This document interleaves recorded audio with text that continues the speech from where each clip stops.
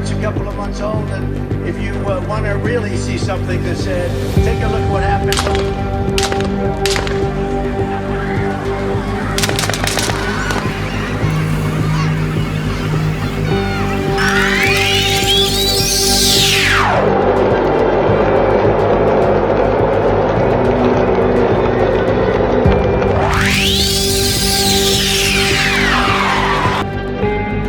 The case announced today marks an important milestone in holding Canada accountable for failing to take reasonable measures to prevent Israel's genocidal campaign against the Palestinians. What would your message be to Vice President Kamala Harris and to the White House? What do you have to say to them? I mean, she's spent time on, these shows, podcasts. You haven't seen the response. I know I've been up to Chimney Rock. I've never seen such devastation in my life. It looks like a war zone. I know people lost their life up there as well. What would your message be to her in the White House, John? Where are you?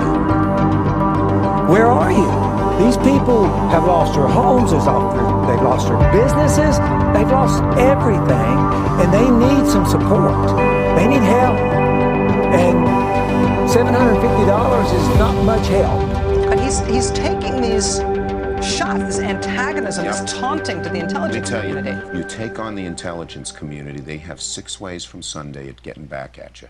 So even for a practical, supposedly hard-nosed businessman, he's being really dumb to do this. What do you think the intelligence community would do if they were motivated? I don't know, but from what I am told, they are very upset with how he has treated them and talked about them.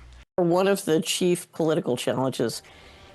What happens when 70% of the parents in America discover that they have systematically poisoned their children?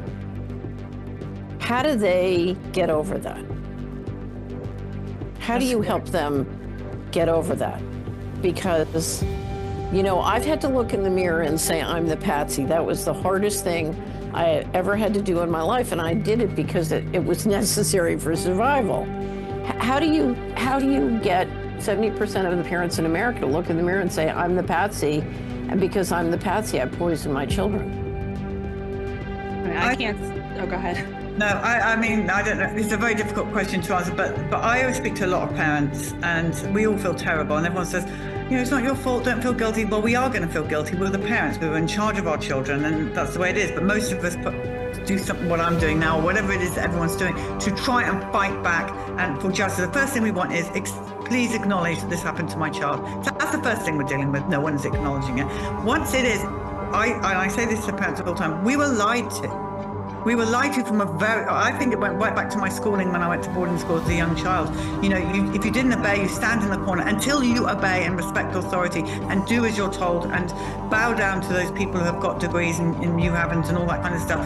And so I think we go right back and we're much more kinder on ourselves. Here's the question. Did I mean to hurt my child? No.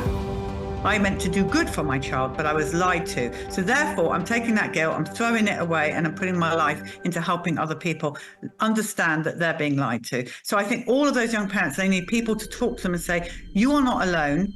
It happened to us as well. It's a terrible thing that happened. We love our children. Now let's improve their quality of life and help others not go down that same path that we went down. Otherwise, what are you going to do? Put a bullet to your head? I don't understand.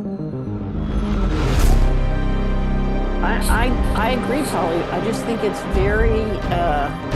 I think it's going to be very hard for the parents as they start to face these things. I think it's going to be hard, actually, also for the doctors who are so ignorant that they don't realise how many people they killed and maimed. Can you imagine being one of those? I'd rather be a parent. I don't think they're ignorant. I think they've profited.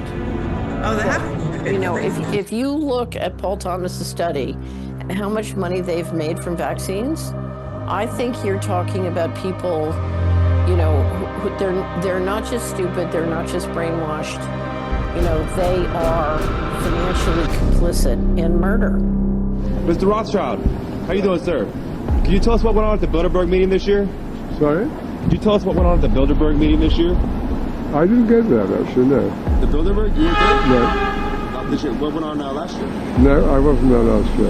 I think that was my cousin. Your cousin was there? Yeah. I think so. Okay. Good night. Do you have a couple minutes for us, Mr. Rothschild? We have a few additional questions.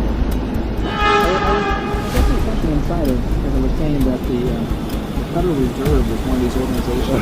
One of these organizations that a lot of people say is the source of even knowledge all across the world because it's a private bank that was started by your family.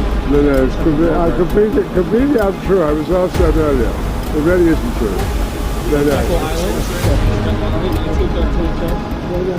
I mean, but sir, just one thing. People go about how your family committed all these acts against society, but we just want to let you know the New World Order has no legitimacy, and that we as a people are not afraid, and we are waking up to the robber barons and the big banksters who are looting the economy with the Federal Reserve. Well,